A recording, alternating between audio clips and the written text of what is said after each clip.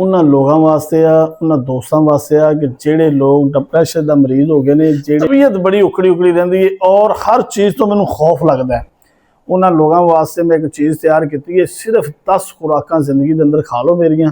10 खुराकां खाण तो बाद जिहड़ा ना तुहाडा मसला बिल्कुल क्लीयर हो जाएगा। जिन्हां नूं दिमागी मसला है, जिहड़े नफसियाती मरीज ने, वो भी मेरे नाल राबता कर लो और इहदे वास्ते मैं जी मेडिसिन बनाई है, ये मेरे को पहुँचो। अच्छा, एक चीज़ होर है, अक्सर ना लोग फीम खाते हैं, फीम खाने वाले लोग जिहड़े ने नशा करते हैं। मैं उन्हां वास्ते एक मेडिसिन तैयार की है कि वह 10 ते 10 20 दिन गिनती दे खा लो। जिहड़ा बंदा फीम खाता इंज करके फीम छड्डेगा, वह दोबारा जिंदगी च फीम खाण ते दिल ही नहीं करेगा।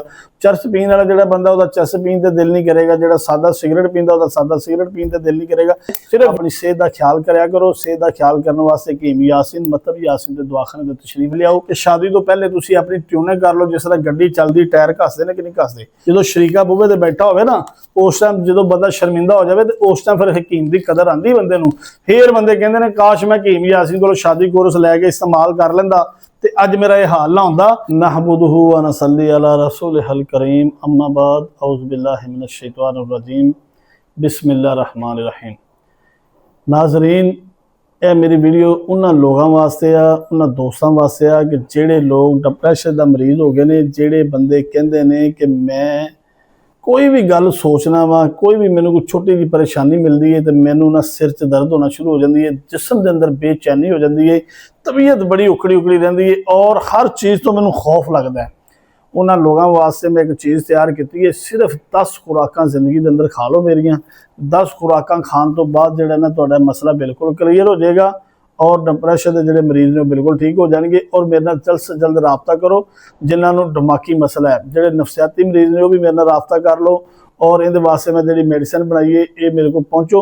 अच्छा, एक चीज़ होर है, अक्सर ना लोग फीम खाते हैं, फीम खाने वाले लोग जिहड़े ने नशा करते हैं। मैं उन्हां वास्ते एक मेडिसिन तैयार की है कि वह 10 ते 10 20 दिन गिनती दे खा लो। जिहड़ा बंदा फीम खाता इंज करके फीम छड्डेगा, वह दोबारा जिंदगी च फीम खाण ते दिल ही नहीं करेगा। चरस पीण वाला जिहड़ा बंदा, वह चरस पीण ते दिल नहीं करेगा। जिहड़ा सादा सिगरेट पींदा, वह सादा सिगरेट पीण ते दिल नहीं करेगा। सिर्फ 20 खुराकां खानियां ने। 20 खुराकां खाण तो बाद एक बंदा नशा छड्ड जाए तो दसो यार, अगर कोई 10-5 हज़ार रुपया अपनी जान ते ला लेगा तो इहदा की नुकसान है? कोई नुकसान नहीं। जान तो उत्ते कोई चीज़ नहीं दी। करोड़ां अरबां रुपये लैके तुसीं बैठे रहो तो जे तुहाडी जान नहीं, तबीयत ठीक नहीं, सेहत नहीं, तो मेरा ख्याल है कि अरबां रुपया भी तुहाडे वास्ते बेकार है। अपनी सेहत का ख्याल करा करो। सेहत का ख्याल करने वास्ते हकीम यासीन, मतलब यासीन के दवाखाने में तशरीफ लियाओ। शादरा मोड़ लाहौर मेट्रो स्टेशन के सामने साडा इक्को ही दवाखाना है। उस दवाखाने तो कोई दवाखाना लावा नहीं जे साडा। अगर तुसीं फेक नंबरां ते जाके फस जाते तो मैं जिम्मेदार नहीं है। एक गुलाम यासीन के नाम तो बंदा है जो बड़ा फेक लोगों को जिहड़ा ना लुटदा पिया है, बड़े लोगों को पैसे मंगा रहे हैं मेरे नाम तो। उस बंदे के बारे सारे जरा मिल के मेरा साथ दो ताकि इस बंदे को असीं बहुत जल्द गिरफ्तार करवा सकीए। इहदियां कंप्लेनां इत्थे थाने भर चुके ने, इन्नियां कंप्लेनां ने इहदियां हर थाने दे विच और कोई 7 कंप्लेनां दियां मैं कर चुकियां, क्योंकि इहदे बंदे डंगे मेरे कोले आंदे ने। इन्हें पूरी टीम बिठाई है, ਇਹਦੇ ਕੋਲੇ कोई 100 150 200 बंदे की टीम है।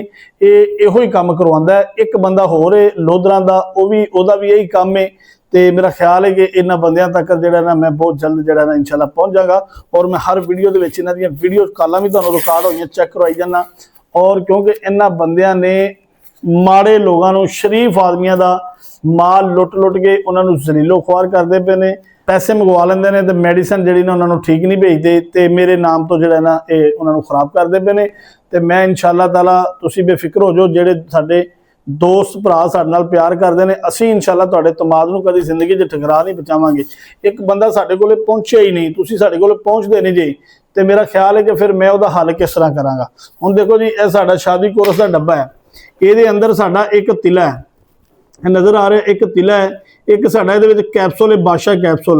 एक इहदे विच साडी जनाबे लई अपना मजून है और एक इहदे विच साडा मुगल्लिस है। एक उहदे विच साडी हिब्बे तलाई गोली है ते नाल दे काके साडा सन्यासी कोर्स का डब्बा, शादी कोर्स का जिहड़ा डब्बा है ना, यह जिंदगी के अंदर एक बंदा शादी कोर्स कर लवे ना तो दोबारा यकीन करके जाने कि उन्हें किसी मेडिसिन खाने की जरूरत नहीं पड़ती। ये शादी कोर्स है।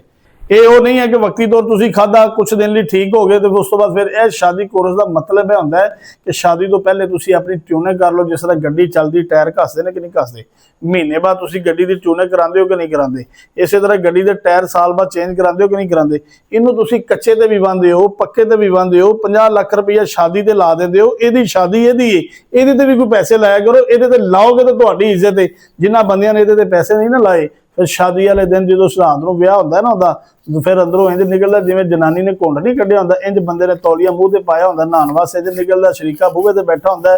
ਫਿਰ ਉਹ ਜਦੋਂ ਵੇਖਦੇ ਨੇ ਨਾ ਕਿ ਪੱਲੇ ਕੁਛ ਨਹੀਂ, ਧੇਲਾ ਤੇ ਕਰਦਾ ਫਿਰਦਾ ਸੀ ਮੇਲਾ ਮੇਲਾ ਵਿਆਹ ਹੈ, ਤੇ ਵਿਆਹ ਕਰਵਾ ਲਿਆ ਤੇ ਬਣਿਆ ਕੁਛ ਨਹੀਂ, ਉਹਨੂੰ ਮੈਂ ਦਾਵਤ ਦਾਂਗਾ। ਜਦੋਂ ਸ਼ਰੀਕਾ ਬੂਹੇ ਤੇ ਬੈਠਾ ਹੋਵੇ ਨਾ, ਉਸ ਟਾਈਮ ਜਦੋਂ ਬੰਦਾ ਸ਼ਰਮਿੰਦਾ ਹੋ ਜਾਵੇ ਤੇ ਉਸ ਟਾਈਮ ਫਿਰ ਹਕੀਮ ਦੀ ਕਦਰ ਆਂਦੀ ਬੰਦੇ ਨੂੰ।